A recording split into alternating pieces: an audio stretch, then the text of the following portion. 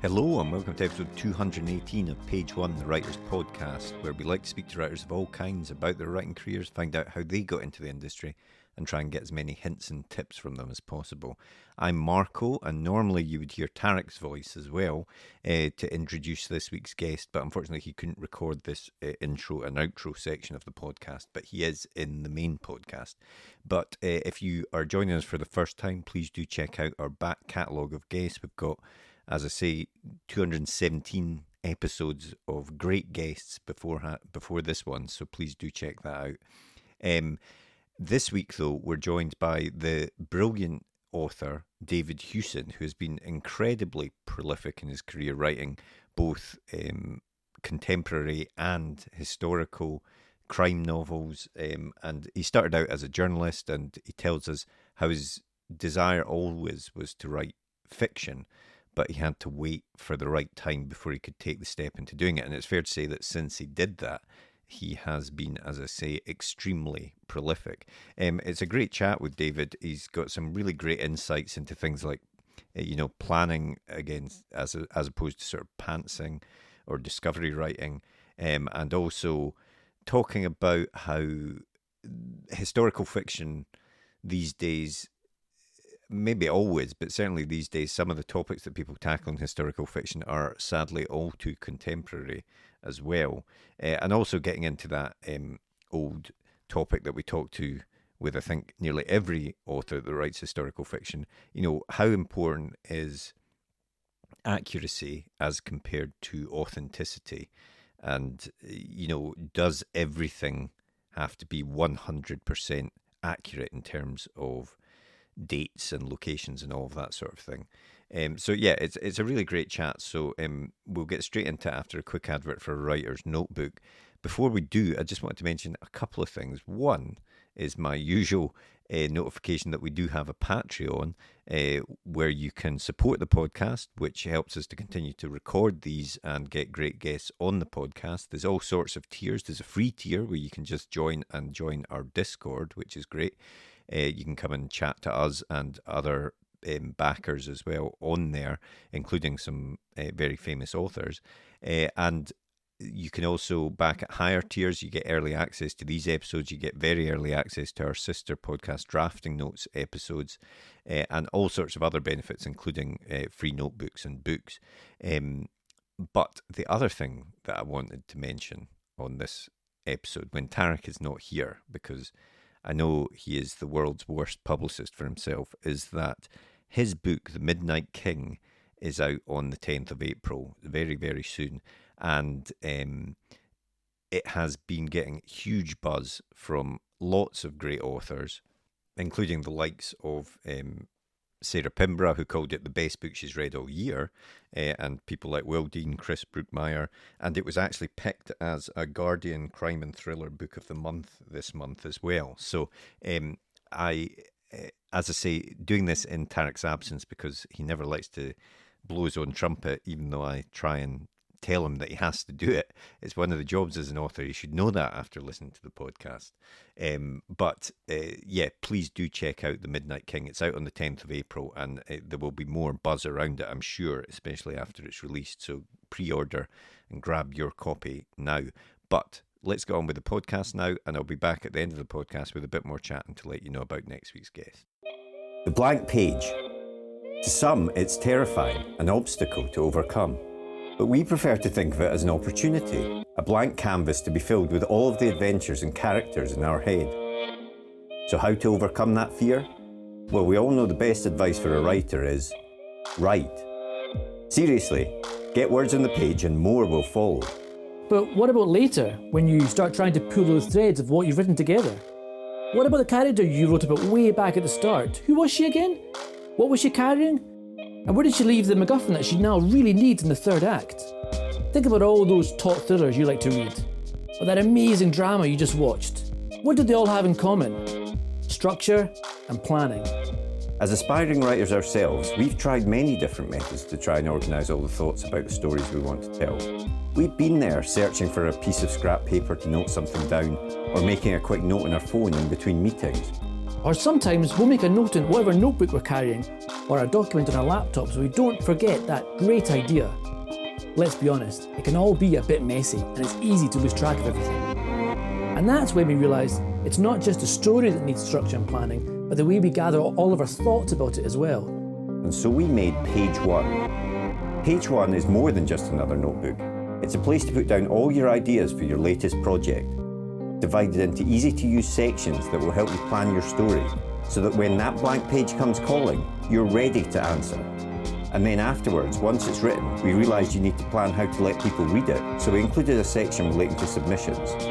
Each one is designed for one project, whether you want to write a book, screenplay, a comic, or any other kind of story.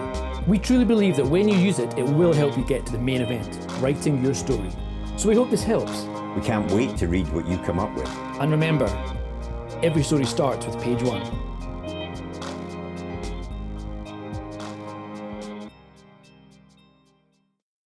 Did you always want to be a writer? Because I know obviously you went into journalism quite early on, but did you always have ambitions to become an author as well? Yeah, I mean, from two directions, really. One is that, as a kid, I couldn't stay out of a library, so I just always loved books. But the other thing was that I realised after my old dad got me a job labouring in a garden centre during the school holidays, that physical work was not for me, and the only thing I could possibly do that I could imagine would be writing. So yeah, it really was the only thing I could think of. And the thing is, at the age of 17, you ain't going to be able to write a book. At least I couldn't, because you've got no life under you. So the only way I could think of to earn a living writing was to become a journalist. So I somehow got a job at the age of 17. I left school. I was at school didn't like very much, and joined this very small local newspaper in Yorkshire, which no longer exists. But I enjoyed journalism. I don't think I was pretty good at it. I was on the Times by the time I was 24. Then I worked for the Independent and the Sunday Times. But much as I loved all that, and I got to see the world, and I did some great jobs, I really enjoyed it. I always wanted to write fiction. I couldn't get the library out of my head from when I was a kid. And I remember going along the H's trying to work out where Hewson would fit in the author list, So yeah, I never really lost him. I mean, that long stint you had working in various newspapers, you must have learned a lot about just the art of writing, the editing something, handing something in on time, just writing to tell a story to people. Yeah, I mean, if you talk to book editors, they are very keen on using journalists for authors, because we're not precious about our work. We're used to the idea that everything can be improved, that we've got to rewrite stuff, and we want to make it better. Whereas I think a lot of people who don't come from that background, are just amazed they've written one book. It's been so hard for them to do it that they just pray an editor will say, "This is great. There's no work to be done. I'll just publish it as it is," and that's never a good idea. It's everything can be improved. So yeah, being a journalist is great training for being a novelist, so long as you appreciate that the secret, it's not a secret, but I mean that the key to writing fiction is to lie, and to lie big, which tends to get you into trouble if you try it in journalism. Although maybe not so much these days, sadly, but yeah. Well, no, that's been journalism. I've been out of journalism for 20 years, and it's unrecognisable, to be honest. But yeah, it's good in that it teaches you that you have to work with an editor, that you have to be very critical of your own words, and I have a very staged editing process that I'm just going through my current book that I've developed over the years, and it is, you have to be completely critical of everything you do to try to make it better, because the truth is 20, 30 years ago an editor would buy a book that needed a lot of work on it, but they thought was worth doing. That's not the case today. All publishers are publishing far more books, and they do not have the time to fix things. So, you've got to get it right. You've got to get it right. Yeah, no, it does seem to be, from speaking to other guests and other writers, we know it just seems to be such a cutthroat market out at the moment, in terms of, getting publishing houses to buy books. So I think that's a very good point that you make there. I mean, so you were a journalist, you learned all these skills, but what made you sit down and say, right, I'm going to write this book? When did you seriously start to try and do that? To be perfectly honest, it kind of came out of the blue. I'd forgotten that I wanted to be a novelist because I was on the Sunday Times. I got a very cushy number. I wrote a weekly column for them. I didn't have to go in the office very often. Mm-hmm. And it was very nice. I was earning good money. And we had a holiday in Andalusia, be about 1993 or something. It was Easter, I think. It was Easter. The weather was absolutely terrible. We were having a family holiday, 2 young kids. Couldn't go anywhere. And they had this, because it was Easter, Semana Santa, they had the procession of the guys who looked like the Ku Klux Klan walking through this village. And while I was there, I thought that was fascinating, but there was nothing to do with it, given the weather, but read books. And they had some Ed McBain books on the bookshelf. Mm-hmm. And I read one of those, and it just hit me like a brick in the face. That this is what I wanted to do. So I came back from that, and in secret, really, I wrote a book because it's such a cliche. Every journalist wants to be a novelist. Yeah. It's such a cliche. So I didn't tell my wife or anything. I just said I'm doing a book, the VAT or something like that. And I wrote this book over the summer, which I called Semana Santa. And it was set in southern Spain during Holy Week. It was really set in Seville, but I didn't have the time or the money to go back to Seville to research it properly. And I went through the Writers and Artists Yearbook and did everything it said there. I sent off the letters describing the book to all the main agents in London. And the ones that did reply just came back and said, no, nobody wants a book set in Spain. So after writing the book, I spent 6 weeks trying to sell it. Nobody had even read it. Nobody even looked at a page of it. And I had to do a job in Tokyo for the Sunday Times. And I got on the plane and I took the manuscript. This is in the days when everything was printed out. Yeah. I took the manuscript on the plane with me. And I said, I'm going to read this on the plane. And if it's rubbish, I'm going to leave it in the hotel in Tokyo and come back, forget about being an author. And I read it on the plane. Maybe I had a few champagnes. It's in business class, And I thought, this is bloody good, This deserves something. So on the way back, the job I was doing at the Sunday Times, I was in the US often like every 6 weeks or so. And I got something coming up in New York. So I thought, I'll try and get an agent in New York. So I faxed, there was no email in those days, so I faxed several agents in New York, none of whom replied, apart from one of them came back and said, you can't have an agent in New York if you're from the UK. Nobody ever told Lee Child this, of course, but no, that's not true. No, actually, Lee's agent to begin with was British. So you've got to get a UK agent, and a mate of mine may be interested in this. Now, this mate of hers was Vivian Schuster, fantastic agent, big agent for Curtis Brown, who had already written me a letter saying we're not interested. Mm-hmm. And Viv phoned me and said, my mate in New York has mentioned this book. What's it about? We chatted. And of course I didn't say, by the way, you've already rejected me. And she did the thing and said, well, send me 10 pages and send me 30 pages. Then at the end, she came out and said, I really like this. I think I'd like to represent you, see if we could get you a deal. And within a space of a month, I had a 3-book deal with HarperCollins. And within the space of 6 months, I had a movie contract. That's amazing. Yeah. And it was turned into a movie. Not one that many people have seen, thank God, because it's bloody awful. So, that is how bizarre. That's just business, and that's how crazy it was 30 years ago, and I think it's probably even crazier now. If I'd not sent off that fax to someone I didn't know in New York, I would never got a publishing deal. Yeah. Just kept me going for like 30 odd years with more than 30 books and various things. So I mean, I guess the lesson is don't give up, Yeah, exactly. Don't give up.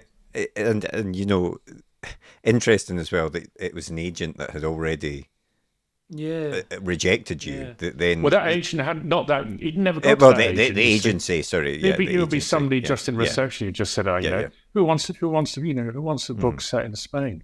That was their attitude. So And you, it's Sorry. it's a casino, really. Yeah. yeah, and you spent that summer. You said you couldn't have spent that summer writing that book. Well, how did you find writing that book? What was was it a difficult process? Was it obviously it was the first book It you'd wasn't. written, but was it? No, it wasn't. I think it was Bertrand Russell said something that somebody said, I want to write a book.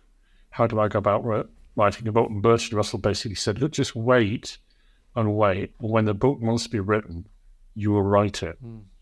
And I think there's a lot to be said for that, in that, you've got to get the experiences behind you. You've got to do your own reading.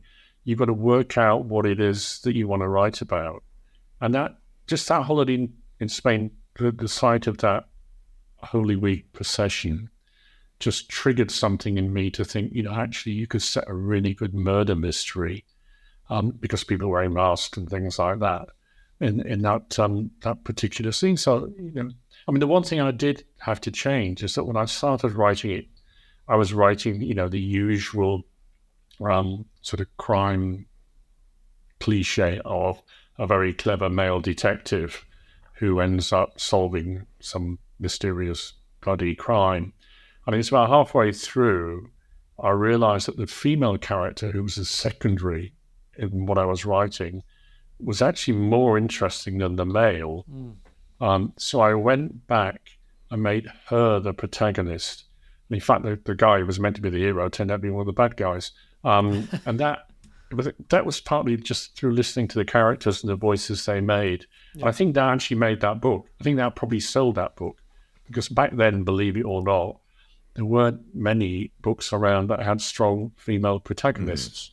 Most of them were there as sex objects or just dummies, Yeah. But I didn't find it hard to write. To be honest, I've never actually found writing terribly hard. If you actually approach it the right way. Well, I was going to ask about your approach and your process and do you plan stuff out in advance, or do you have an idea and then just explore it in the writing? How do you go about it?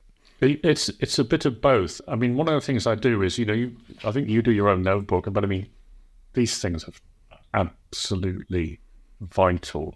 I now use the Moleskine one, the smart one, so it actually backs up your handwriting to the iPad, which is good because I'm always losing a notebook. It means you've got the stuff, but I make notes about things that I've spotted all the time. I take pictures of things.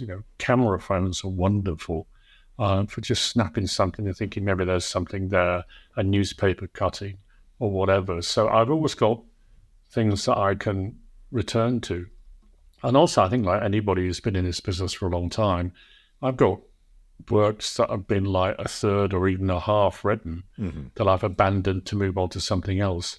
But sometimes you can go back to and think, actually, that is worth pursuing. So what I'm not a fan of is the idea of a blank page, of sitting in front of a blank page and hoping that I'll think of something to fill it. I don't map out fancy outlines or anything like that. But I certainly think you need a structure. And I always like to know what the structure is going to be. Is it going to be a simple linear novel that just moves from day to day or week to week or year to year? Or will it have some kind of to and fro between time, between characters or whatever? So I always have that clear in my own head. The last book I wrote that's come out is called When the Germans Come, and that's set in Dover in the 1940s. And that is very linear. That moves from day to day, is completely straightforward, linear plot. But the one before that was I was asked to produce Baptiste, an original novel about the TV character Baptiste when he was younger. and they had a very specific structure in that each part of it begins in a prison cell with a man who's been condemned to death, and then we look back on what has led to that. And you know what, I had that structure in my mind from the start. So I think structure is important, and I think what you want to achieve is important, and I think have an idea of the characters and how many different storylines you go through. I think like once I've got that, and I've got some kind of what they always call an inciting incident, you know, something that's going to happen that people have got to fix, then I'm okay to launch into it. And I do a lot of rewriting as I go. You know, I think if you've been doing this for a while, you have these kind of antennae that say, hang on, you know, that's not quite going the right way. And I mean, the other thing I've also discovered is that when you realize things aren't quite right, the place to fix it is always 30 pages back. It's never at the point where you spot there's something going wrong.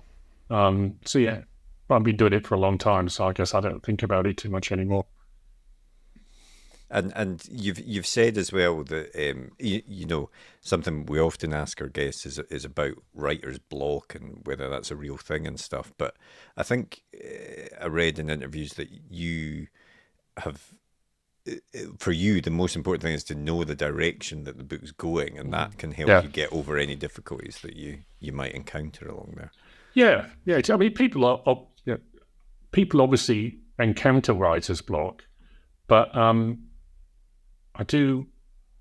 it's not something I'm terribly familiar with. I mean, sometimes I just don't know where the direction is, and that needs thinking through, but it's not a kind of existentialist thing like I can't actually think of where this story goes. Yeah. I think, the other thing is that we're obsessed with sitting in front of computers these days. And if I was actually struggling to work out where to go somewhere, I'd take the dog for a walk when we had a dog. Just get away from the screen. Get away from staring at the thing that's really getting to you. Take that notebook and just scribble down 5 alternative ways you might take something or somewhere. Just, it's very easy to just be banging your head up against a brick wall and getting nowhere. Or also, just take 2 weeks off. I mean, I know people who say, some quite well-known writers who say, I have to just sit down and do it nothing but for 3 months. And if I go away for a week, I'll lose the thread. Yeah. I can go away for 2 weeks and it's absolutely fine. In fact, I think I'm often better at it. I mean, I very deliberately only work Monday to Friday and I take weekends off. And I don't even think about books at weekends. It's always something else to do, the house, the garden, travel or whatever. But, just get away from it and just, stop obsessing about it because, if you're going to write it, you are going to write it. If it's there, if the idea is strong enough and you've got the time and the effort to put into it, it is going to happen. But I know people go crazy, I mean, it drives me nuts when you go on social media and see people saying, I just don't have time to write. Yeah. You got time to go on Twitter, mate, to get off, what's the point of telling a bunch of strangers that you don't have time to write or you can't think of what to write? Just go away from it. Just do something different. Go to an art gallery or read a book. Mm-hmm. Yeah. Do you ever? Because something that I find that helps with my own writing is, if there's a specific point that I'm stuck on or something, sometimes I'll speak to another, either a trusted reader or a writer that I know, and just talk back and forth. And even if they're not giving me the solution to the thing, which often they aren't, talking about it can actually help. Yeah. No, I never do that. Nobody ever sees my stuff until it goes to the editor. I'm not clubbable like that, I'm afraid. I mean, it works for some people. But no, I tend to, a very simple thing you can try sometimes is just changing the sex or the age of a character and seeing how that makes things different. That can be, like I said with that very first book, when I made the protagonist a woman rather than a predictable male, that kind of made the book. I think, there are levers you can pull, but, whatever works. Everybody writes differently. Everybody works differently. Yeah. Or whatever works for you is the right way to do it. But no, I am not a sharer at all. I have a very specific revision process. And if I've got doubts, I try to resolve them myself, and then hope to have an editor, who can come back and help me make the thing better. Yeah. Okay. So that. But if it's not to say it's a bad idea, but it's just not me really. Mm-hmm. Well, I mean, you said at the start of the episode, but since your first book, you've written more than 30 books now, which is, for someone who started late on in life, you've not stopped since you started. You've really kind of hit the ground running, and it's pretty incredible output you've had. And I wondered, in terms of putting out that number of books in this space of time, idea generation and things. Did you find that when you, as you said, when you were ready to write almost, that you had all this stuff waiting inside, all these ideas waiting to come out? And I think it changes over the years. Your first couple of books have been sort of festering inside of you for years, decades maybe. And once you find out how to release them, then they come out quite easily. But there's a point in every writer's career, I think, where you're running on empty and you don't have that stuff inside you to reach out and just pull out. And that is the point where you have to understand the craft and, how things work, the mechanics of storytelling, just basically the functions that you need to do. And that, I didn't know anything about that when I started out. I mean, just a simple thing about point of view. I didn't know that you're supposed to have just one point of view in a scene. I mean, if you read my first couple of books, the point of view is all over the place. But, now it's, you must not do that. Perhaps you can pass it over at the end of the scene.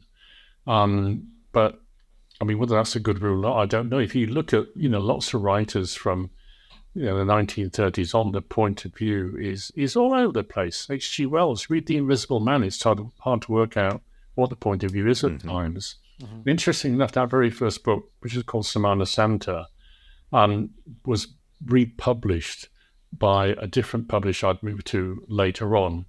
And they renamed it Death in Seville, which I wasn't terribly happy about. But I did want to make some edits to it. And my editor at that time, I said to her, look, the point of view is just, floats around within the scene. And she said, actually, I think that works. You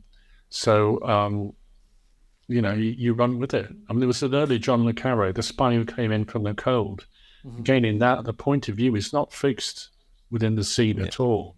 And it's interesting that there's a new introduction to it in the latest edition by, I can't remember who it's by, who says this was deliberate on le Carré's part to sort of reflect the hazy world of espionage. I'm not sure about that. I think maybe you just didn't know you were supposed to just have one point of view. But yeah, I mean, but you do change over the years. And I think after you got those initial books out, that's when you have to sit down and work out, what is it I'm trying to achieve here? What kind of book do I want to write? Where in the marketplace am I going to be? Which is increasingly important, unfortunately. So yeah, it's always work. It's always going to be work.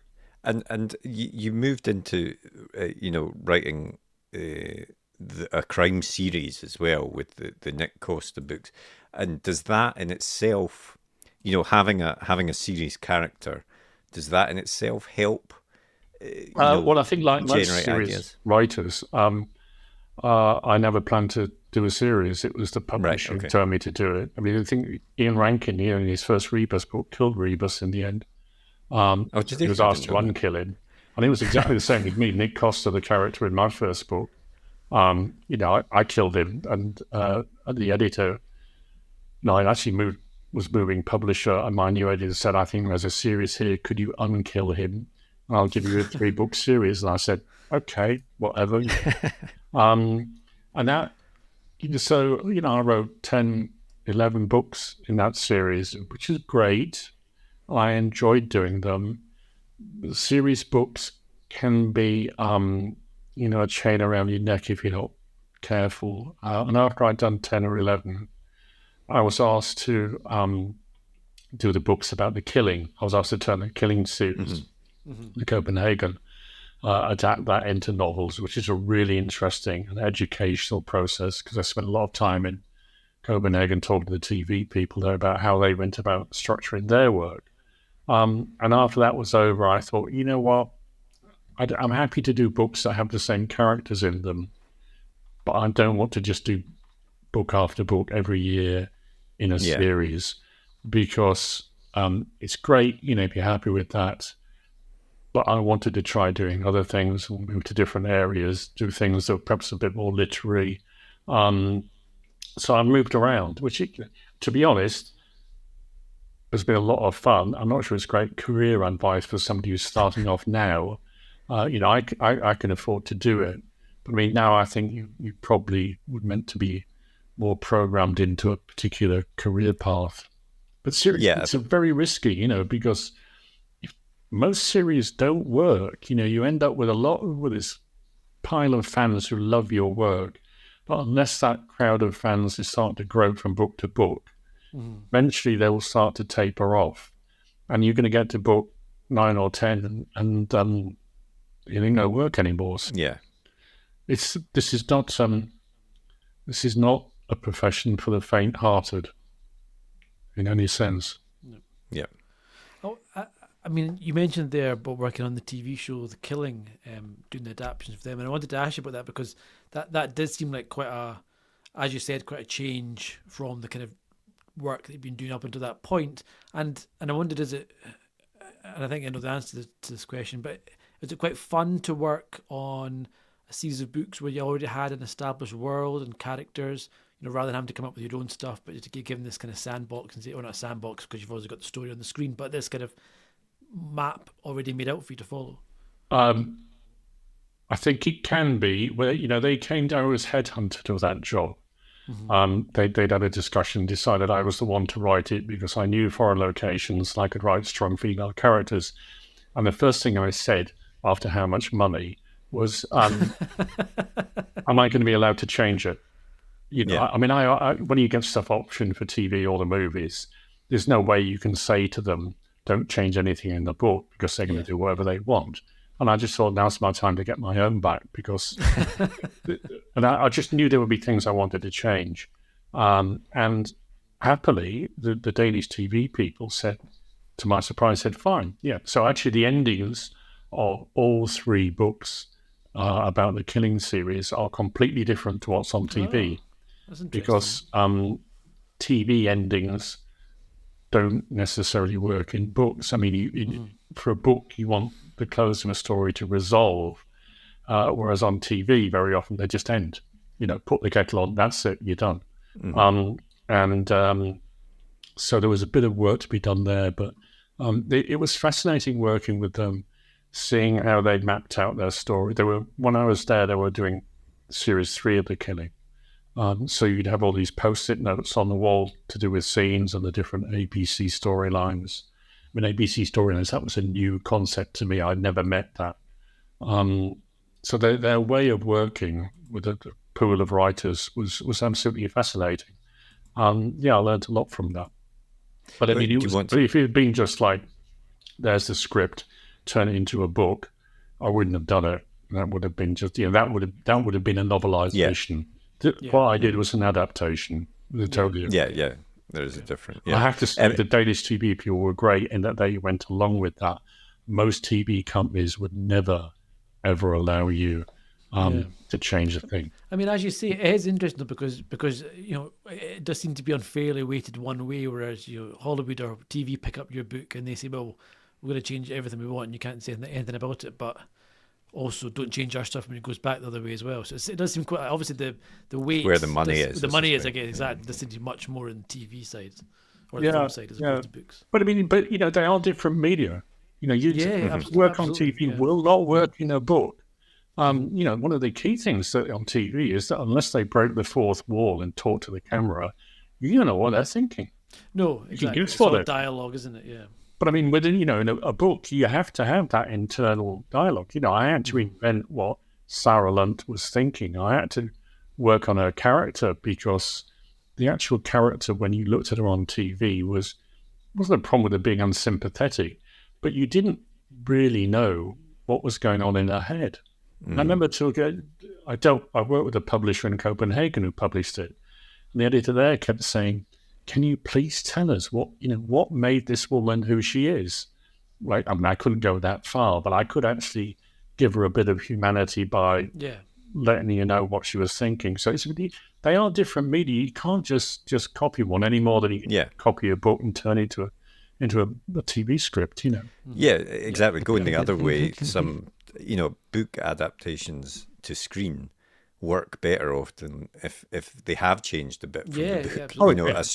A straight adaptation often doesn't work if it's too close to the absolutely. To the book. I mean, I did these books set in Amsterdam, and they're being adapted for TV over there now, and it's very clear. And I've talked to them over there and said, look, this is yours now.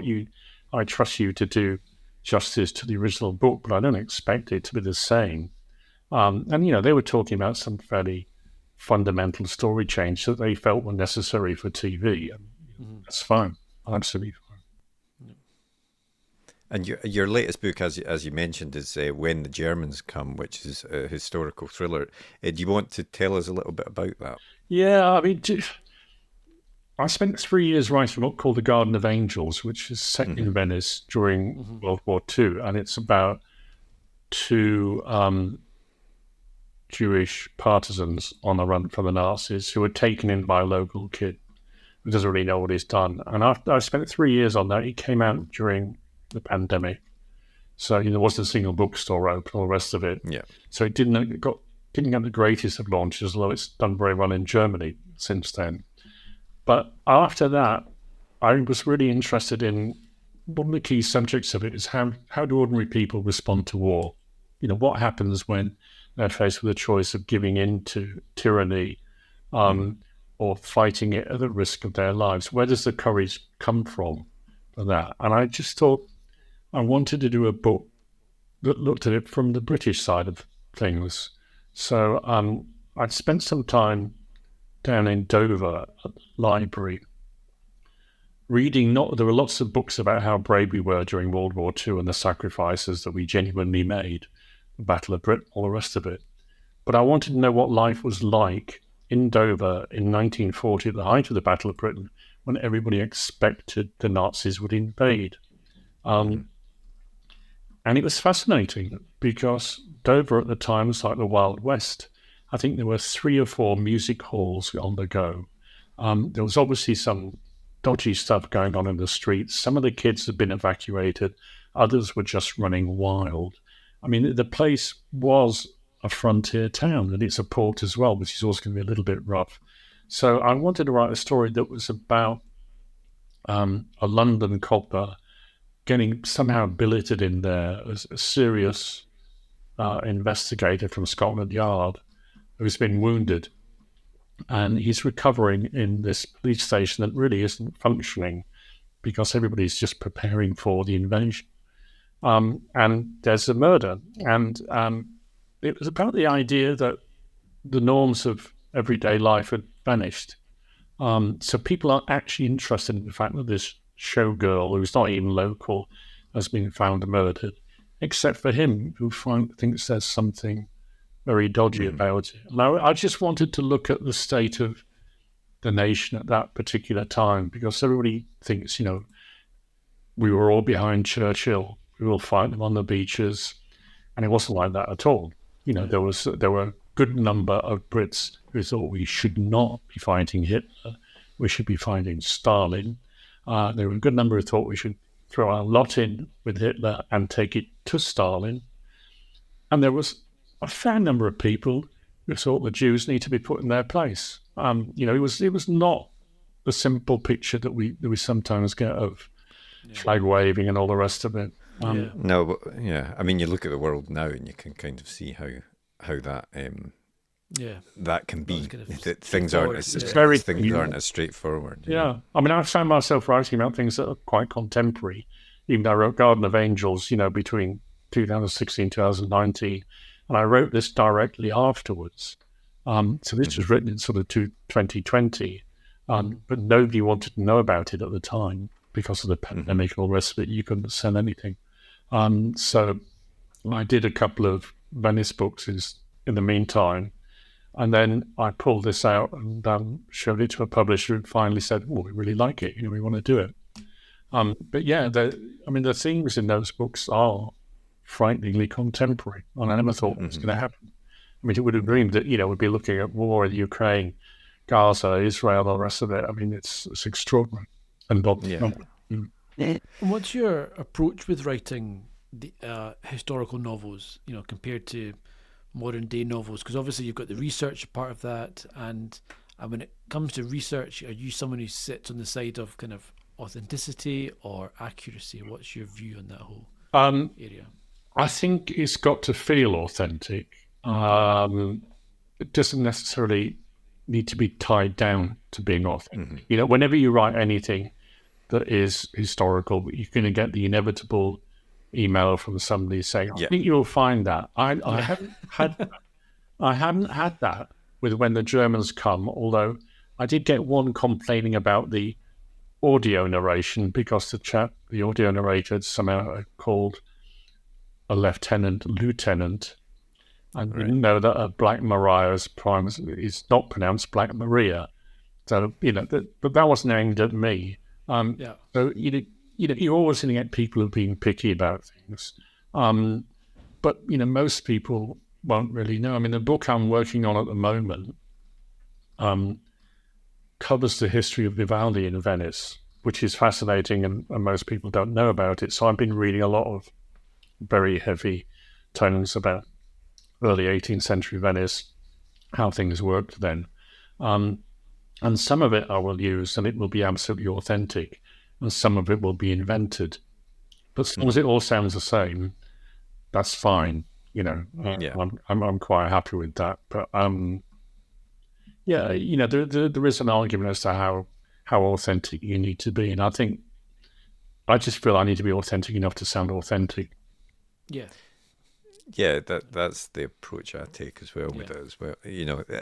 Whereas we've had guests on who are very much like, no, this has to happen on this day because that happened on that day in history. Yeah, I mean, people will always pick you up on that, but most people won't be bothered. I think it's extraordinary. Well, I did a lot of work in audio, and I did some Shakespeare adaptations with Richard Armitage. I did an adaptation of Romeo and Juliet for Audible, which won us an Audie, like an audio Oscar. Yeah. And Richard is the most amazing performer. And I turned up in the studio. He didn't know I was going to turn up, but he was just about to narrate the nurse in Romeo and Juliet. It was this kind of rough working class character. And I turned up and he went, "Oh, I hope you're fine with the accent I've got for the nurse." Now, the nurse in the story is from Lake Garda. She's a working class fisherman's widow from Lake Garda. And Richard went in the studio and started to do the voice. And it was out and out Brummie. I mean, it was a complete, I couldn't even begin to do it. A complete, amazing, rough working class Brummie accent. It absolutely works for the character because, and I got one email after that saying I didn't understand why they all didn't have Italian accents. I said, well, firstly, it's set in 1499. There is no country called Italy in 1499. It didn't exist. Secondly, in that part of the country in 1499, they would probably been speaking Venetian, which is, as you know, it is a sort of subset of Croatian almost. Yeah. So it's irrelevant what kind of accent we're doing. All that matters is the theatrical performance. Does it work or does it not? And with Richard, it always does work. So, that's the kind of, you have to think outside the box sometimes and not try to be too literal. Well, it's a bit like what was it? Death of Stalin. Yeah. You know, Yeah. they didn't bother trying to put Russian accents on in that, No. and it worked brilliantly. Yeah. As a result. Yeah. Yes. And it would have been silly if they tried to, make everybody speak in a Russian. And what is a Russian accent? Exactly. Exactly. Yeah. Well, we're going back to Semana Santa when they made the movie of my first book. Mira Sorvino was the female lead, and I went to see it filming in Seville. And she said to me, "Do you think I should play the part with a Spanish accent?" They'd been filming for 2 weeks. A bit late to ask, but without thinking, I just said, "Well, the Spanish don't speak Spanish with a Spanish accent. They speak Spanish, which I didn't think went down too well." It just doesn't matter, It's that kind of it's anything that's a speed bump in a story. If people think, "Why is he talking like that? Why is he writing like that? Anything like that stops the story coming across, you got to get rid of it." Yeah, I thought even taking that concept a step further, Armando Iannucci's, what was when he did? It's not Oliver Twist. It's the David Copperfield, where it was kind of like the casting was completely colorblind, so you had people of different ethnic origins playing roles. And at first you kind of think that the thoughts like this is a kind of a weird setup, and then you very quickly forget about it, and it doesn't seem to it works fine. And so I think you can. The Daily Mail stopped forgotten about it, No, so it didn't go down well with some people. I appreciate that, but I think the concept for me worked fine. I think you can, as you say, move beyond accents and things, and it's a story. It's 30, 40 years ago, we had Laurence Olivier blacking up to play Othello. Yeah, and nobody thought twice about that. Weird. What a weird thing to do.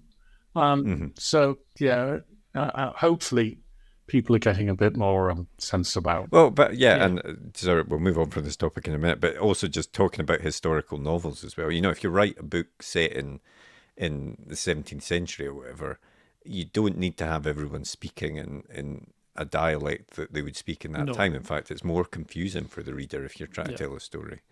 So I want to. You mentioned there obviously the working with Audible and creating audio dramas. I mean, it seems that it's probably pandemic related, I think, but the world of audiobook, audio drama, and stuff seems to have exploded recently. I mean, is that something that you were invited to do? Is that an area that you wanted to try your hand in? How did that come about?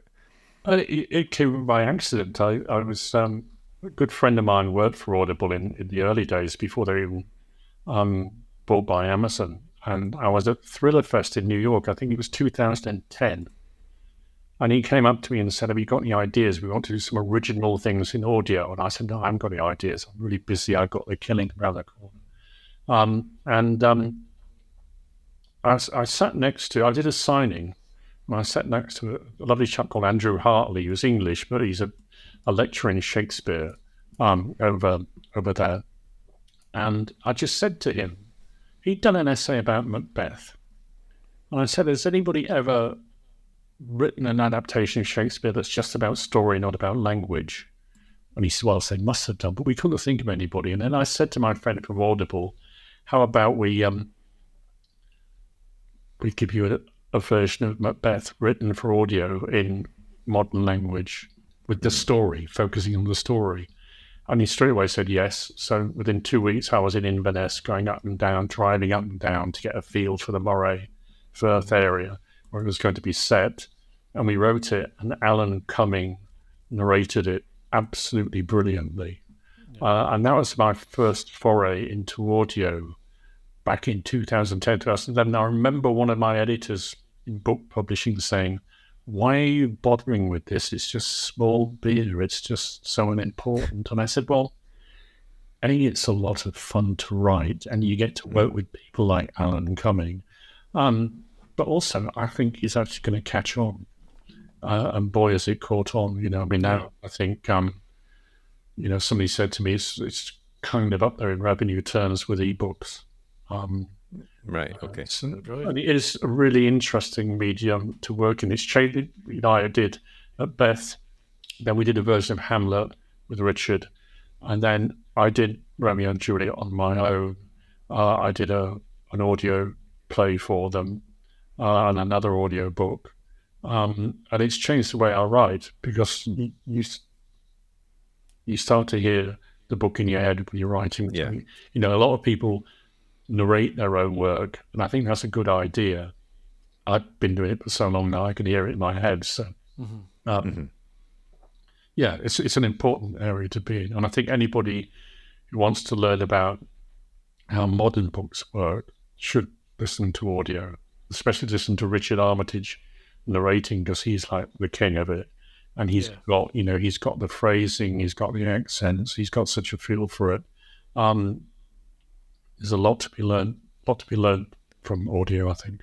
I definitely feel that, in its growth, which it definitely has had, as you say, what's happened as well is that you are getting access to the importance of the narrator, or the importance of the actors involved, is much more than, because I remember listening to audiobooks before, and it was you would sometimes get a very monotone narrator that was just the same, and it would turn you off the book because it was so unengaging. Yeah. And now it is very engaging a lot of the time. Well, I mean, originally audiobooks were for the visually impaired, and they were literally just people reading the book. Whereas, the really top-class narrators now, people like Richard, Lorelei King on the female side, they are performers. They are actors. That the stage experience they've got, I think, really comes through, in that they can bring it out. And I think there's an important point to be made there, in that, if you're ancient like me, you think that stories come from books, because that's the only place we had stories. For, the younger generation now, stories come from a lot of different places. They come from movies, they come from the TV, they come from audio, they come from video games. And they need to be more direct. You can't expect people to hang around waiting for something to happen. You've got to keep them moving. So it's a different world to how it was, even 30 years ago, in terms of, what stories actually mean. And I have to say, I read in an interview that you, this was back in, I think, 2005, you said you have a vineyard next to your house. I do, hoping to produce your first wine in 2007. So I wondered, how did that go? Was it pretty good? Well, our son turned into the winemaker. Nice. And he made some absolutely fantastic wine, and really learned how to do it so much that he's now the champagne correspondent for Decanter magazine. Oh, wow. So amazing. It turned out pretty well then. The downside is he doesn't have time to make any wine anymore. So. Last year's got turned into very delicious grape jelly. But nice. It was a fun thing to do, and Tom, our son, did very well out of it. But I don't think we're going to have much time to make wine in the future. I think it's going to be jam and jelly from now on. I want to ask as well quickly about, we were talking before the podcast started, you were in Venice because you're involved in the festival that they've just started over there, Venice Noir. Do you want to tell us a little bit about that and how it came to be? We won't be able to announce a program till the middle of the year, but it came out of, really, there's a wonderful bookstore called Studium Libreria at the back of the Doge's Palace that sells Italian and English and German books, and I've known them for a long time. And very popular Welsh author Philip Gwyn Jones, who writes the Nathan Sutherland series, is incredibly does very, very well, and he lives in Venice. There's a mate of mine. Another friend of mine is called Gregory Dowling, who was a retired professor of literature at Ca' Foscari, and also a writer. And we did a little chat at Studium 3 years ago, just upstairs in their room.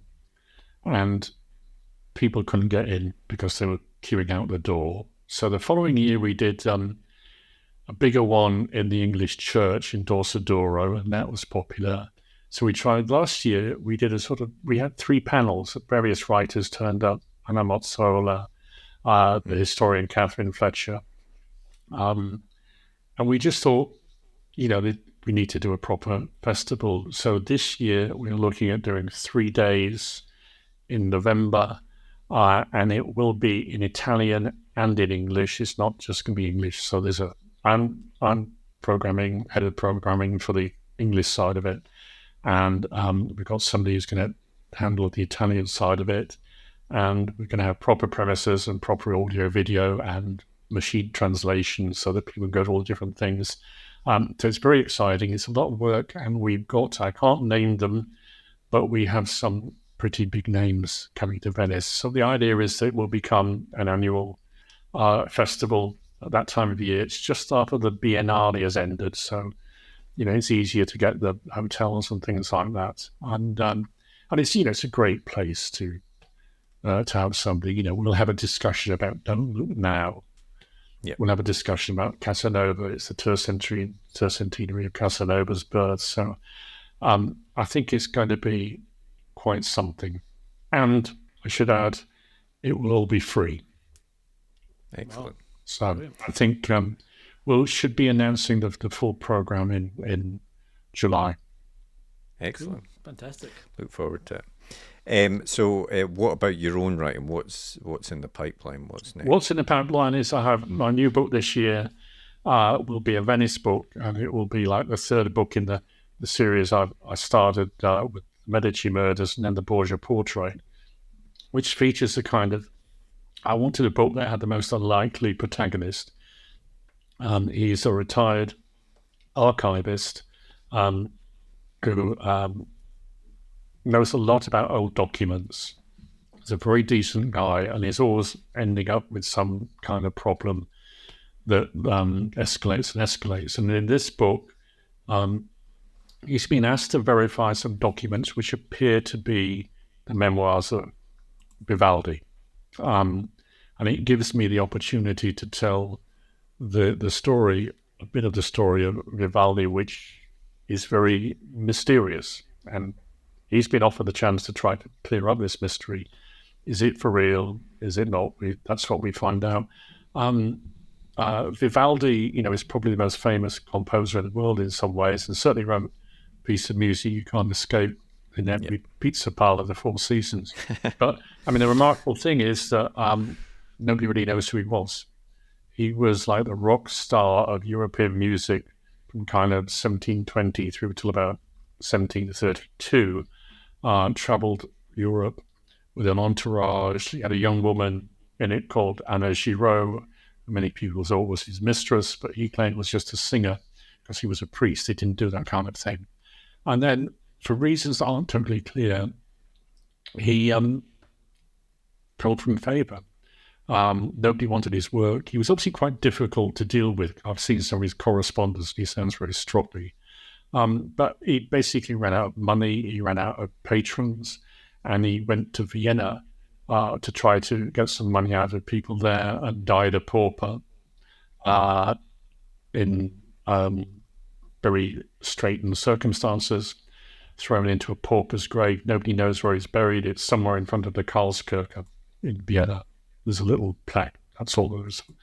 And if you walk around Venice, there's actually very little to say where he was or who he was. You can see his birth certificate in the church in Bragora. And if you know where to look, you can see where he lived. But most people just think there's this church on the waterfront called La Pietà, which everybody says is Vivaldi's church, and it isn't, because he wouldn't even recognize it. And the other thing is that after he fell out of favour, everybody forgot about him. If you were in Venice a century ago, and mentioned the name Vivaldi, people wouldn't know who you were talking about. His music actually vanished. It wasn't played for 2 centuries. And it only got back into circulation partly through Mussolini wanting to foster Italian culture, and then the invention of the long playing record, which turned out to be absolutely ideal to put Four Seasons on both sides. So there's an extraordinary story there that I use as a backdrop to a kind of mystery that runs across 4 seasons. It runs spring, summer, autumn, winter. So I hope it's been a fantastic book to research and write, and I hope people like it. I've yet to send it off to the editor, though. Well, we look forward to that one. Yeah.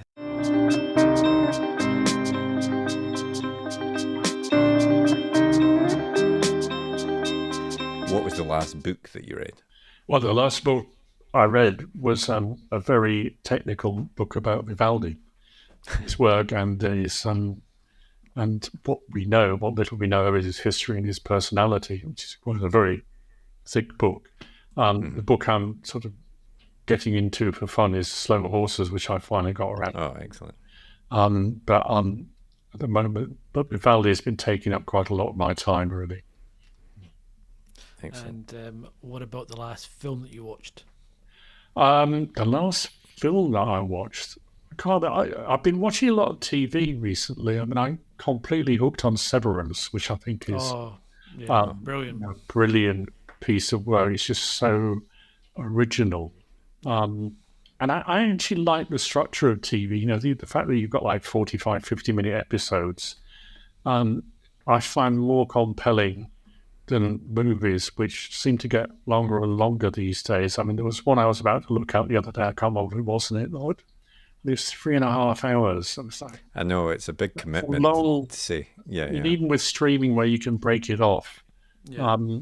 I like episodes. My books tend to be divided into episodes, so I like that kind of chunking stuff up in that structure. I find more attractive. But I'm trying to remember what was the last film I watched. Probably something old like The Godfather. You know, I periodically return to The Godfather. Excellent. Well, the very, very last thing we always do is super quick fire, either or. And I always say there's no right answer here apart from perhaps one of them at the end. But let's start off with modern crime or historical crime. Modern, I think. I like, I mean, some of the old sort of so-called golden era stuff I find a bit problematic, you know, especially the way people wrote in the 1930s about race and also, you know, I do think that if you're going to murder people in books, you've got to accept that murder is the worst thing one human being can do to another, and you have to show the pain that it inflicts both on the victim, the victim's family, and often the perpetrator. And often in that, there was a golden era books. It's like, you know, people are murdered as if they're kind of insects there to be swatted with a swatter or something. And I don't go for that really. Fair enough. Next one. Well, I think I know the answer to this. TV or cinema? Oh, I think TV these days. Yeah. I think. I mean, you know, cinema's great, but I just wish they were a bit shorter. Yeah. I really do. Night owl or early bird? Early bird. My brain's gone by midday. I mean, I do all my main work in the morning, and then the afternoon is mainly consists of looking at what I've written in the morning and thinking, good God, how did I do that, you know? Yeah. And I never work at night. It's just no. What about music or no music when you're writing? Oh, no music, no distractions. You know, I'm lucky enough to live way out in the countryside, so you know, I didn't have to yell at the birds to shut up sometimes. So no, I'm absolutely not a music person for listening to while I'm working. Fair enough. And the very, very last one. Let's go for paper book or ebook. Yeah, that depends. If it's for reference, I mean, it depends on the book somehow, you know. I mean, if it's just like... Okay, let's say a fiction novel. Fiction novel, it could be either. Which I don't have a particular choice. What about if you were going on holiday and you had like 30 fiction books? Oh, it's going to be an ebook. And the other thing, I read a lot of non-fiction for reference, you know, one of the books for Vivaldi that I got has been out of print for 20 years, so that can only be a physical book. Yeah, and that is full. I can show you, it's full of. No, it's somewhere else. That is just full of post-it notes and things. Yeah. Which is a nightmare. Whereas if you got your references an ebook, you can mark them up, and that's a brilliant way to do research. Much more efficient than dealing with paper. So, and you can search through it, I suppose. Exactly. As well. Exactly. Yeah. I'm not anti-ebook. and I'm not anti-paper. I just think a lot of it's convenience. I mean, ebooks are very, very convenient. But equally, lots of people love the paper one. But yeah, it's whatever turns up, really. Excellent.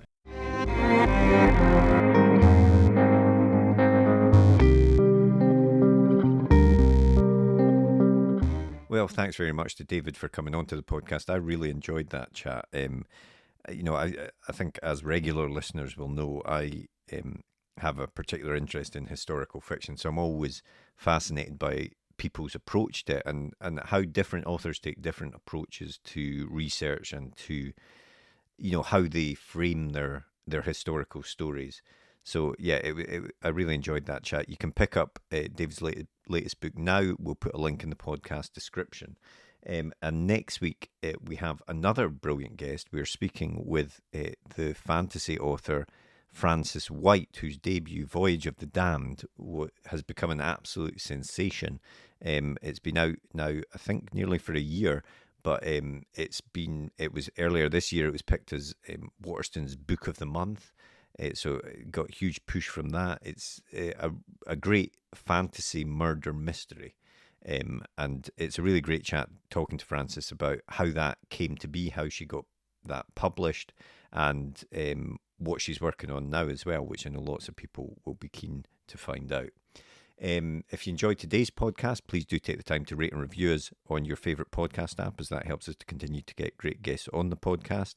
As mentioned, we do have a Patreon where you can support us, get early access to these episodes and all sorts of other great benefits. So please do check out the Patreon. I'll put a link in the podcast description.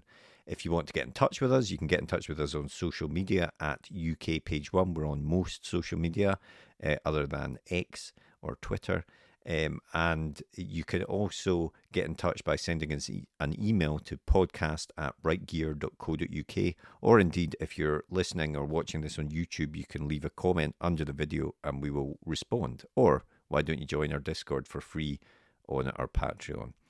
But in the meantime, have a great week and we will speak to you next episode. Well, we hope you enjoyed that episode. If you did, be sure to hit that thumbs up button and hit the subscribe button so you never miss an episode like these ones down here. And if you want to get in touch, you can do so by finding us on our social media platforms up here, or drop us a comment way down below there. But otherwise, thanks for listening and join us for the next episode. See you later.